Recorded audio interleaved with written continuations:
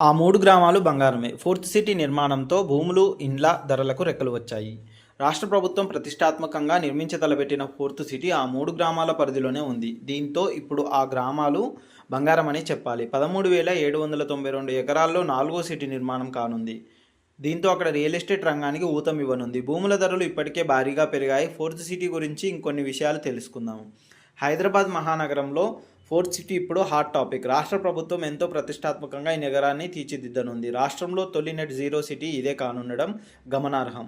4వ నగరానికి హైదరాబాద్ నుంచి సులభంగా చేరుకునేందుకు ఎయిర్పోర్ట్ నుంచి ఓఆర్ఆర్ నుంచి ఫోర్త్ సిటీ ప్రాంతాలకు రహదారులు నిర్మిస్తున్నారు. ప్రతిపాదిత ప్రాంతాలైన బేగరికంచే, మీర్ఖాన్పేట, ముచ్చర్ల వరకు 230 అడుగుల వెడల్పుతో రహదారులు వేయనున్నారు.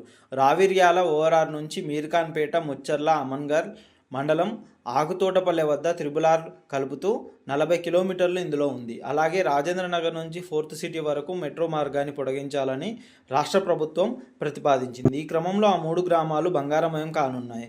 అక్కడ భూముల, ఇళ్ల ధరలు భారీగా పెరగనున్నాయి. రంగారెడ్డి జిల్లా కందుకూరు మండలంలోని మీర్ఖాన్పేట, బేగరికంచ గ్రామాల్లోని 4,000 ఎకరాల్లో ఈ నెట్ జీరో సిటీ నిర్మాణం జరగనుంది.